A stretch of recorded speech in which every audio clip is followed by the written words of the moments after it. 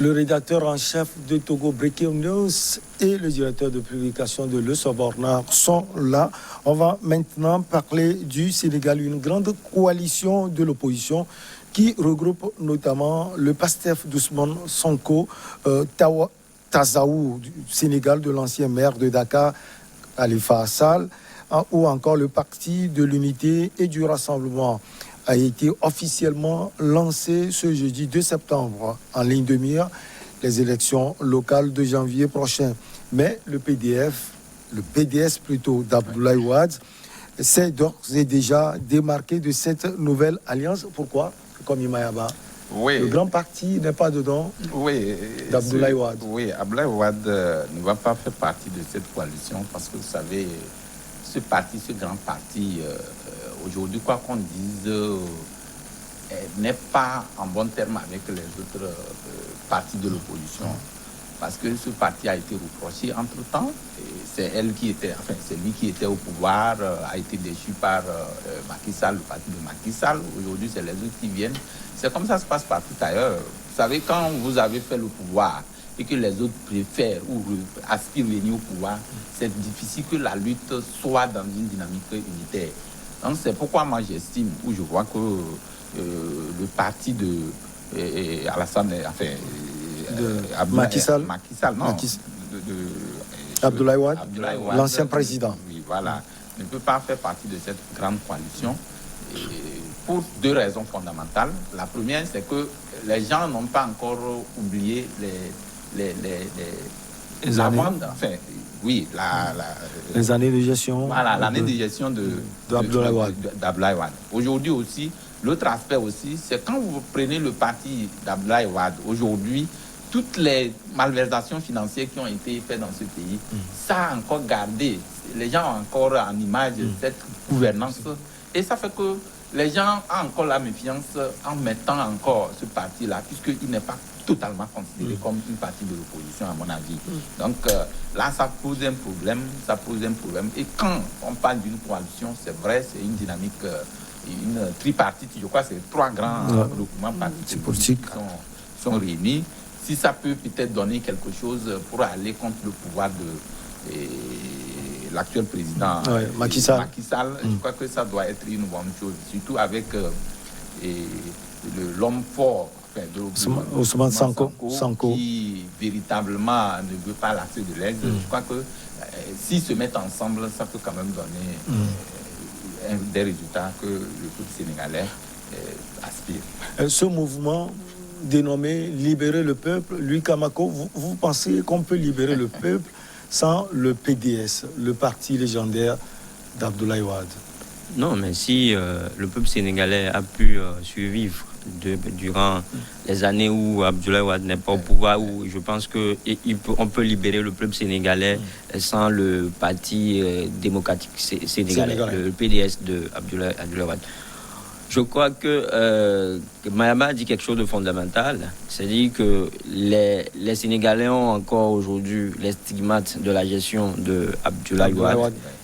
Vous allez comprendre que même les réformes voulues par l'opposition, aucune recommandation n'a été faite, aucune réforme n'a été souhaitée à ce que Abdoulaye Wade revienne aux affaires. Ils ont plutôt plaidé à ce que Karim Wade participe aux élections. Donc ça veut dire que les Sénégalais veulent oublier Abdoulaye Wade aujourd'hui. Donc ça c'est clair. Mais heureusement, il ne peut plus revenir. Il a plus de 95 ans même, je pense.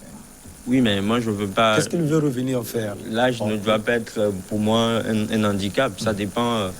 Certains vous diront que quand les jeunes sont aux affaires, ça marche bien, et d'autres vous diront le contraire. Donc ça, c'est toute une paire de manches. Il y a un temps pour prendre la retraite politique aussi. Surtout que ce n'est même pas la personne d'Abdoulaye Wade. Vous savez, c'est son parti. C'est le parti, c'est tout le parti. Voilà. Qui serait de ce parti. C'est le fils Karim. C'est un parti qui a toute une histoire. Voilà. Donc c'est le parti en réalité qu'on veut mettre derrière les rideaux. Donc les gens combattent justement ce parti-là, ce PDS. Donc, à un moment donné, Abdoulaye Wade même l'a compris, parce que même au moment où se formait cette coalition, lui-même, il a fait sortir un communiqué sur désolidarisant cette démarche. Donc, c'était tout un travail, c'est tout un processus qui a conduit à cette coalition. 9 mois de travail, 9 mois de concertation, 9 mois de réflexion, 9 mois de travaux, 9 mois de sensibilisation. Donc, c'est beaucoup de choses. Et comme on l'a dit, il veut libérer le peuple sénégalais. Ça veut dire qu'aujourd'hui, la gestion de Karim, en fait, de Macky Sall aussi est critiquée. Quand vous voyez le peuple sénégalais... Qui est issu également du PDS. Voilà, c'est pour ça que je dis que c'est le parti aujourd'hui qui constitue le véritable problème. Le véritable problème, c'est là, c'est pas une question de personnalité, mais le parti qu'on risque en fait, c'est-à-dire que tous les ressortissants, tous les membres ou bien tous les cadres influents de ce parti-là, on ne veut plus entendre parler d'eux. Puisque c'est prouvé que les oiseaux de même plumage volent toujours ensemble. Ouais. Ils ont hérité peut-être justement d'une mauvaise gouvernance de ce parti-là. Ouais. Donc aujourd'hui, on veut tous les botter en touche. Donc le peuple sénégalais est dans cette logique aujourd'hui. Et malheureusement, comme je le disais, Abdoulaye Wade même a facilité la tâche à ses frères de l'opposition puisqu'il s'est désolidarisé de cette coalition. Et ils vont tout droit. Si je mettais tout à l'heure l'emphase sur la période ou bien sur le temps qu'il a fallu avant que cette coalition ne prenne véritablement corps, ça veut dire qu'il y a un véritable travail à la base qui a été fait. La coalition, c'est vrai que la coalition reste ouverte à tout le monde aujourd'hui, mais je ne pense pas qu'ils vont permettre à tout le monde en fait d'entrer parce que ce sont des cadres qui sont réunis. On l'a dit par exemple tout à l'heure de Ousmane Sango. On connaît aujourd'hui son poids, son aura sur la scène politique sénégalaise avec les autres. Je pense qu'ils peuvent faire fureur pour ces élections locales là, qui normalement devaient être lieu en janvier, mais qui ont été déjà reportées à 2 reprises. C'est un premier exercice pour eux, ils l'ont dit, et donc on verra ce que ça va donner. Oui, et lui a planté le décor. Quel sera le poids de cette coalition? On a parlé de Ousmane Sanko et son parti, le PASTEF. Il y a également Tazaou, Sénégal, et le PUR, le PUR. Alors, pour vous, quel est le poids de cette formation qui va sans doute faire face au parti du président actuel Macky Sall? Oui, j'estime que cette coalition aura un poids, quoi qu'on dise aujourd'hui, si les 3 grands partis, les 3 grands groupements se retrouvent ensemble à une seule entité, à un seul parti pour aller contre le pouvoir de Macky Sall, ça peut véritablement porter des fruits. À mon avis, aujourd'hui, les gens, l'individualisme n'a jamais donné grand-chose. Et si les 3 s'entendent, le plus souvent, ce qui fait problème, c'est que le fait d'être ensemble, venant de différents horizons, c'est difficile de se mettre d'accord sur certains principes. C'est ça qui capote parfois que les coalitions ne réussissent pas le plus souvent dans nos pays africains. Alors, j'aurais souhaité que, comme ça se passe ailleurs dans les pays à grande démocratie, où on parle de la gauche, de la droite, là, ça serait être un peu situé. Maintenant, ici, quand quelqu'un crée son parti, pour des raisons, je ne sais pas, pour des raisons dont j'ignore, se mettre ensemble. Voilà, donc qu'on estime qu'il faut se mettre ensemble, aller contre toi. Après la personne, le problème se pose, puisque des gens sont dans des calculs, c'est des calculs politiques, puisque c'est des intérêts qui sont mis en jeu. Exactement. Voilà, donc quand les politiques se mettent ensemble pour dire non, nous allons contre telle personne, déjà il y a des préalables qui posent problème. Qu'est-ce qui, au cas où nous gagnons, comment sera la gestion du pouvoir? Donc tous ces préalables, nous l'avons vécu, on l'a expérimenté ici, nous avons vu combien de fois les coalitions ont été créés et que ça n'a pas fait long feu de perpétuer le recommencement. Je crois que les gens doivent oublier. Moi, je vous dirais que le Togo n'est pas un bel exemple en matière de coalition. Donc, ne la citez même pas. On aurait peut-être aimé que vous ayez en Côte d'Ivoire. Où quand les acteurs se mettent ensemble, ils finissent par arracher, par obtenir en fait gain de cause avant de se disloquer. C'est là, justement, tu me rejoins en disant que ce grand regroupement, s'ils sont dans les égaux, il n'y aura pas de résultat. Mais s'ils se mettent dans une dynamique d'aller contre le pouvoir en face, je crois que ça ressemble un peu à ce que je venais de dire tantôt, comme quoi la gauche et la droite. Donc, ça peut véritablement, à mon avis, si on ne peut pas se servir de l'exemple du Togo, comme le confrère l'a dit, ça peut porter un coup, ça peut avoir des résultats probants par rapport à la gouvernance. Vous savez, les gens disent souvent, ceux qui sont aux affaires, ils ne travaillent pas bien, ils ne gèrent pas bien, mais quand ils viennent, ils font pire que ceux qui sont aux affaires. Ouais, Macky Sall a été critiqué. Vous savez combien de temps il a été il a fait l'opposition. Il a milité dans l'opposition. Il a milité longtemps dans le pouvoir, enfin dans le plus de 3 décennies. Quand on dirige, on aura toujours une opposition. Le pouvoir, revenu dans l'opposition, il a échoué, il est revenu. Aujourd'hui, il est venu pensant qu'il allait donner de bels exemples, mais il est critiqué, son pouvoir est véritablement critiqué. Donc, nous disons que le pouvoir, ça a été toujours comme ça, mais il faut mettre l'intérêt du peuple là devant pour que pour qui vous venez, vous travaillez véritablement pour ce peuple-là. Je crois qu'ils en ont besoin. Tout le monde ne peut pas. Quand on vous met devant comme leader, vous ne devez pas vous regarder. Je crois que c'est le derrière, celui qui vous a nommé, celui pour qui vous êtes venu, vous devez travailler pour la personne. Et un communiqué qui plante de doute dans cette coalition, communiqué du Parti démocratique sénégalais, plusieurs jeux dans l'ombre ainsi que des superfiches qui plombent toute initiative de cette nature. Nous avons été pris de haut dépourvu et déplorons la méthode. Cela veut dire, et cela prouve à suffisance, Luis Camako, que le PDF avait envie d'intégrer peut-être cette coalition. Oui, ce communiqué-là, il faut rappeler que c'est c'est signé PDS d'Abdoulaye Wade. Ouais, ça veut dire qu'ils avaient justement ces vérités-là, ils nourrissaient l'envie en fait d'appartenir à cette coalition. Mais à un moment donné, elle s'est rendue compte qu'elle ne sera pas acceptée. Donc, il faut trouver forcément quelque chose à dire. Il faut dire quelque chose. C'est vrai qu'on dit, c'est-à-dire que ce que disent les médias sénégalais, ce que dit la presse locale sénégalaise aujourd'hui, c'est que le PDS a une forte capacité de mobilisation. Ça, c'est sûr, parce que le parti a été déjà aux affaires. Donc, c'est certainement qu'il a encore des résidus sur lesquels il va surfer. Mais aujourd'hui, quand vous voyez la situation, surtout sociale sénégalaise, vous allez vous rendre compte que on veut vraiment aller, les Sénégalais veulent vraiment expérimenter autre chose. La jeunesse aujourd'hui qui est complètement dans la rue. Vous voyez un pays dont le taux de chômage oscille entre 20%. Je pense que c'est beaucoup de choses. Et c'est très dangereux. Vous avez constaté les multiples manifestations qui ont eu lieu dans ce pays, ces derniers temps, les inondations et tout. Il y a eu Covid-19 comme partout. Voilà, donc aujourd'hui, vous allez, c'est-à-dire, mettez tout cela ensemble et vous allez juste constater que la gouvernance sénégalaise est critiquée. Et on veut en finir complètement avec tout ce qui a trait ou bien tout ce qui a une acquaintance avec le PDS. Vous voyez aujourd'hui, on vous dit que pour trouver juste un loyer dans la capitale sénégalaise à Dakar, il faut au moins $1,000. C'est beaucoup d'argent. Ça veut dire que jusque-là, l'État n'a pas pensé à mettre véritablement en place une politique de logements sociaux en fait, pour permettre en fait à tout le monde d'avoir au moins un logement décent. Ça veut dire qu'il y a beaucoup de problèmes aujourd'hui dans ce pays et qu'à un moment donné, les gens veulent expérimenter autre chose. Alors, comme Mayaba, il y a un risque. Si on voit, par exemple, le PDS avec le parti au pouvoir, le PDS qui est seul aujourd'hui, cette coalition combat le parti du président Macky Sall. Politiquement, ça peut se faire. Oui, c'est là où vous êtes revenu à ma préoccupation. Je disais tantôt, je crois que c'est une erreur politique que les hommes politiques font souvent, que ça ne porte pas, ça n'a pas de gain. Je ne vois pas, à mon avis, d'intérêt pour qu'on puisse penser aux velléités qui ont existé par rapport à la gouvernance de Abdoulaye Wade.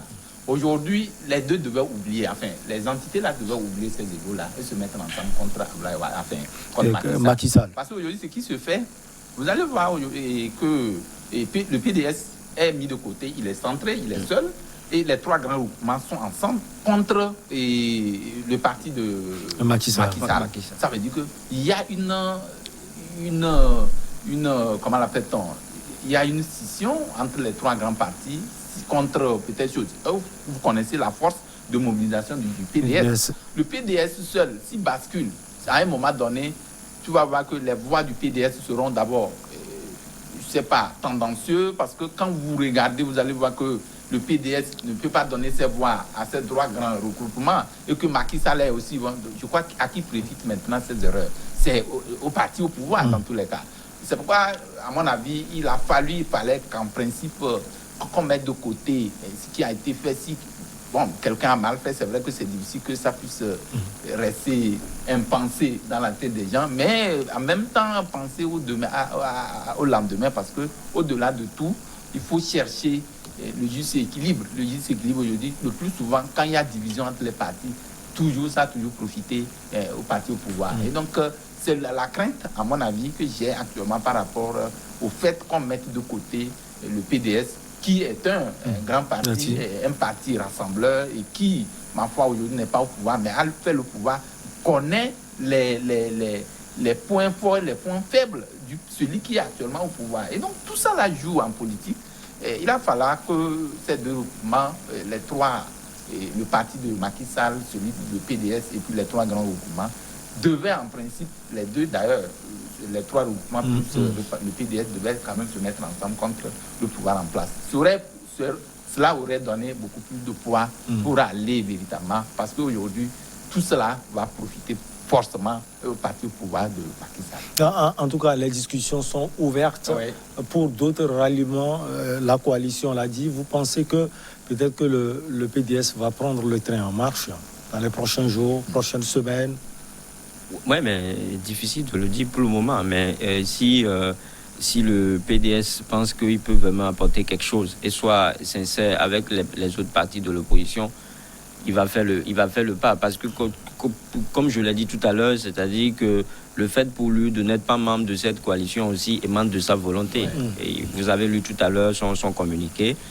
Et donc, si à un moment donné, il juge bon que le peuple sénégalais a besoin de lui, s'il juge bon que on a besoin vraiment, ils ont vraiment besoin d'être ensemble pour faire sauter le verrou, il le fera. Mais ce qu'il faut noter aujourd'hui, c'est que cette coalition, quoi qu'on le dise, a déjà commencé par poser à parler d'une seule langue. Vous allez voir qu'ils étaient tous unanimes sur les réformes à apporter au code. Au fichier électoral. Et donc, ça dit que s'il reste dans cette dynamique-là, Abdoulaye Wade peut jouer son rôle de centriste, mais ils finiront par damer les pions au pouvoir de Macky Sall. Donc, comme je le dis, en fait, c'est-à-dire que c'est sa gouvernance qui est critiquée. Donc, si la gouvernance est critiquée, ça veut dire que si les élections se déroulaient dans des conditions transparentes, si les élections étaient équitables, ça veut dire que le pouvoir aura du mal à s'en sortir. Mais on sait les conditions dans lesquelles les élections sont organisées en Afrique, surtout en Afrique occidentale. C'est difficile en fait de voir un pouvoir organisé et perdre. Et donc, à un moment, je disais tout à l'heure, je l'ai toujours dit ici, qu'il y a un moment donné, il y a un opposant togolais qui s'est demandé, mais à quoi servent les élections dans les pays africains où j'organise, donc je gagne. Quand j'organise, il va forcément que je gagne. Donc, c'est comme ça. Donc, si les conditions étaient réunies, si les chances de réussite étaient données à tout le monde, si tous les partis partaient sur la même base, je pense que peu importe le poids politique que a les PDS aujourd'hui dans le landerneau politique sénégalais, le pouvoir de Karim Wade, en fait, le pouvoir de Macky Sall aura des difficultés face à cette opposition-là. Alors, quelles sont ces difficultés? Vous avez bien fait de planter la transition, les difficultés du pouvoir en place, le pouvoir de Macky Sall aujourd'hui face à ses opposants sénégalais. Oui, bien évidemment, vous savez, le pouvoir de Macky Sall, déjà depuis un moment, il y a des difficultés. On connaît des difficultés. La plus forte raison, quand il, avec Sanko, Ousmane Sanko, qui malgré tout aujourd'hui ouvertement, c'est que c'est un acharnement politique contre cette personne. Et vous savez, Sanko aussi est un homme politique populaire, qui est aimé d'ailleurs par le peuple sénégalais, la plupart, enfin une grande partie du peuple sénégalais. Vous voyez, vous allez... Il y avait Khalifa Sall aussi, le maire de Dakar, qui a été emprisonné. Justement, c'est les ténors. Et puis, vous savez, ça fait des hommes politiques les plus vus. Et si ça passe sur des principes comme ça aujourd'hui, et que, étant donné que le pouvoir de Macky Sall est critiqué, et que ceux pour qui tout ça là, ce logo est en train d'être créé ou est créé, je crois que ça peut véritablement avoir des lacunes. Le pouvoir de Macky Sall souffre de beaucoup de maux. Et donc, si l'opposition, cette coalition s'organise très bien, je dis très bien, on le dit souvent parce que on peut bien organiser les élections. Si les conditions d'organisation ne sont pas transparentes, je crois que vous pouvez mieux faire que ce que vous pouvez. Le peuple peut donner sa voix à celui-là, mais ça ne portera pas. Donc, je crois que le pouvoir de Macky Sall, depuis un moment, Macky Sall même sait que sa gouvernance souffre de beaucoup de maux et que les ténors qui sont devant aujourd'hui, qui se mettent ensemble, commencent à l'inquiéter beaucoup. Vous avez vu, sur le plan politique, les gens le prennent comme un modèle. À un moment donné, Macky Sall a été mal vu par l'opinion nationale et internationale. Donc, sur ce plan, les gens veulent une nouvelle figure politique devant la scène politique sénégalaise. Et je crois qu'on peut essayer une autre personne. C'est ça qui va vraiment... Parce que c'est les reliquats de la gouvernance qui fera forcément que les gens vont douter de celui qui était là, qu'est-ce qu'il a fait et ce pourquoi on peut le reprocher. Tous ces aspects-là seront mis dans le panier égrené. On verra tout et on trouvera forcément les grains, les mauvais grains comme les bons grains. Mais dans ce cas de figure, Macky Sall a peu de chance si ce regroupement arrivait à s'entendre d'une seule voix pour aller à ces élections. Le pouvoir de Macky Sall souffrirait beaucoup. Il y a des situations naturelles. Il y a des choses qui sont arrivées dans sa gouvernance. Lui, Kamako, on ne peut rien. Il y a Covid-19. C'est pas seulement au Sénégal.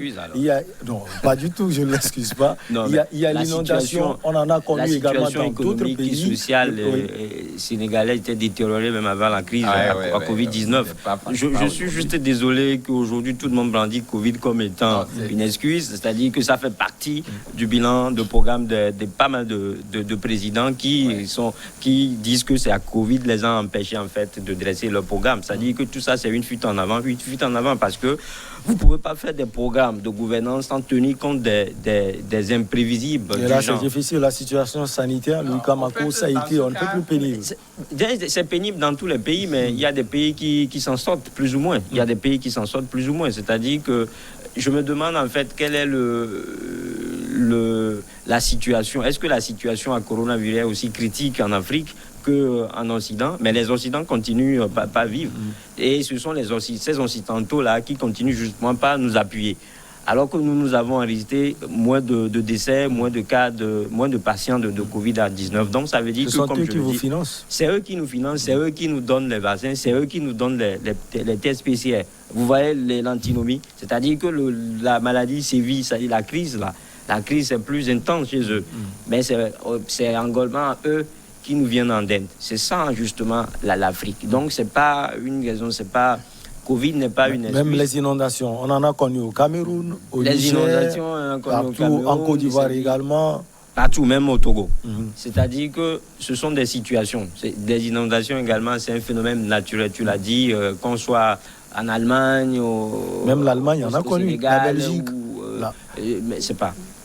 Tout récemment, pas de vent, je sais pas, Ida aux États-Unis qui a fait pas mal de morts. Oui. Ce sont des choses naturelles. Et là, on ne peut rien contre. C'est-à-dire qu'on ne peut qu'essayer d'endiguer, on ne peut qu'essayer de venir à la rescousse des populations quand elles en sont victimes. Mais quand vous prenez la gouvernance de Macky Sall, tout à l'heure, je mettais le focus sur ce problème de logements sociaux. C'est-à-dire que quand vous êtes jeune aujourd'hui et que vous êtes incapable en fait de vous offrir un cadre de vie, de vous offrir en fait ne serait-ce qu'un taudis dans la capitale sénégalaise, ça cause déjà un problème. Aujourd'hui, comme Mayaba l'a dit, il y a un acharnement politique contre les opposants, contre les principaux ténors de l'opposition. Un rouleau compresseur est dressé contre eux. Tout ça, ce sont des velléités, c'est-à-dire que c'est une volonté en fait politique du pouvoir, en fait d'empêcher ceux qui peuvent le remplacer. Donc, je l'ai dit, la jeunesse sénégalaise, elle est complètement dans la rue aujourd'hui, confrontée au problème de chômage, au problème de sous-emploi, et malheureusement, c'est le problème de toute l'Afrique. Les problèmes en fait de la jeunesse sont idem dans presque tous les pays. Problème d'emploi, de sous-chômage. Donc c'est ça aujourd'hui. Non, mais Macky Sall même au fond, le Macky Sall même pris dans son entièreté a été une déception pour le peuple sénégalais. quelqu'un qui a milité pendant longtemps dans l'opposition, et on a vu qu'il sera peut-être le messie du peuple sénégalais. Mais malheureusement, on a vu que les Sénégalais vous diront aujourd'hui qu'ils préfèrent la gouvernance d'Abdoulaye Wade à celui de Macky Sall. Donc, pour ça, je dis que c'est une véritable déception. C'est vrai que diriger, c'est pas facile. On a vu des gens s'égosiller, on a vu des gens s'opposer au président, mais quand ils arrivent, on leur a juste donné une petite mairie. On sait comment ils gèrent. Donc, c'est-à-dire que tout cela, c'est difficile. Il faut être devant le fait accompli pour pouvoir juger. Mais à un moment donné, il y a ce qu'on appelle en politique, il y a ce qu'on appelle le compromis, le juste milieu. Il faut toujours s'asseoir, il faut toujours discuter avec des gens. Aujourd'hui, le véritable problème, c'est au niveau de la jeunesse. J'ai vu en temps le président Denis Sassou Nguesso au Congo-Brazzaville, on parlait tout à l'heure du Congo-Brazzaville, au cours ou bien pendant les élections présidentielles, précédentes, a consulté la jeunesse. Il a voulu recueillir les problèmes que la jeunesse a. Si Macky Sall aussi devait le faire, parce que le véritable problème aujourd'hui, c'est au niveau de cette jeunesse-là qui est toujours dans la rue, qui est complètement aux abois, qui se cherche et qui malheureusement continuera pas à se chercher si rien n'est fait. L'un des problèmes également, pour terminer, ce n'est pas l'intention là qu'on lui prête d'un troisième mandat. Ça peut être le motif pour lequel les opposants se réunissent déjà. Le troisième mandat, on ne sait si jamais d'en parler. Mais bon, je crois que c'est des prétentions. Ça, c'est des prétentions. En tout cas, il l'a pas dit. Du moment où il ne s'est pas prononcé. On ne peut pas s'appesantir sur le fait que quelqu'un, on ne peut pas penser de quelque chose. Au même moment, c'est facile. C'est tout simplement facile de dire c'est mon dernier mandat. Oui, mais c'est le dernier mandat, mais il faut aller jusqu'au bout. Aujourd'hui, surtout que c'est devenu un truc qui est vu partout, qu'on parle troisième mandat, c'est péjoratif. C'est plus qu'une loi non inscrite. Justement. Ça veut dire que déjà, quand ça se passe comme ça, même ceux qui ont la volonté même de faire le troisième mandat, s'abstiennent à le dire. Donc, pour chercher des alchimies, pour pouvoir voir comment arrondir les angles, il faut travailler sous-jacent. Mais là, ça devient un véritable problème parce que c'est là qu'il fait les déchirements pour les pouvoirs publics. Parce qu'aujourd'hui, si on dit que quelqu'un s'inscrit encore dans cette dynamique de troisième mandat, je crois que c'est pour tuer le peuple karma. Et on ne peut pas me dire aujourd'hui que les élections ont été repoussées. Le Sénégal, pour des raisons... repoussées déjà à deux reprises. On ne peut pas dire. C'est vrai qu'on peut penser à cela. À Macky Sall, il cherche des alchimies pour pouvoir voir comment modifier les trucs pour se repositionner. Mais avec... déjà, c'est ancré dans la tête des gens. Quand cela va vouloir se faire, je crois que les gens ne vont pas quand même... Oui, ils sont déjà positionnés. Voilà. Ils sont sur le qui-vive. Ils sont sur le qui-vive. Donc, c'est difficile de penser à cet aspect de troisième mandat. Mais ici, ce qui est un véritable problème à la vie, le confrère... La jeunesse qui est délaissée. Effectivement. Et là, j'ai apporté un peu de bémol par rapport à la crise sanitaire et Covid-19. Qui, quoi qu'on dise aujourd'hui, a affecté le monde dans son ensemble et a emporté les pouvoirs, certains pouvoirs. Aujourd'hui, si vous voyez déjà, nous l'avons dit, c'est vrai que lui, il avait trop fait du zèle. Je voulais parler du président des États-Unis. Ah oui, Donald Trump, l'ancien. Il a fait trop du zèle avec la gestion Covid et tout ça. Vous avez vu comment ça, sur la toile, ça criait. Il est parti. Actuellement, en France, je crois que le président français actuellement n'a pas encore ce qu'il faut, puisqu'il est véritablement critiqué en France. Les pouvoirs, vous savez, quand vous faites un programme, quand vous venez à base sur un programme donné, et qu'il y a une situation, une catastrophe naturelle, il a dit une catastrophe naturelle qui chamboule, je crois que ça a un coup sur le programme que tu as amené pour le peuple. Et donc, les gens ne vont pas lire ça directement par rapport à la crise, mais c'est parce que c'est ton incapacité à répondre aux besoins de ce programme que tu nous as présenté qui a fait que c'est comme ça, c'est comme ça. C'est là, je dis, pour ce faire, il faut vraiment mouiller le maillot. Il faut mouiller le maillot en ce sens que il faut aller au-delà. Puisque ça, on a vu partout, après Covid, que deviendra le monde. Les gens sont en train de chercher des solutions, ça et là, pour pouvoir mettre les gens, la population, en confiance. Parce que si tu ne le fais pas, les gens tout de suite ne verront pas que c'est Covid qui a fait, mais c'est parce que c'est toi qui a combien de personnes, pour terminer, voilà, combien de personnes trouveront que c'est Covid qui a l'origine des échecs des programmes des chefs d'État. Mais ils doivent normalement tenir compte des imprévus d'urgence dans leur programme de société. Sauf que l'imprévu là a été un peu plus spectaculaire. On va marquer donc la pause pour le journal et on revient après avec mes chers confrères.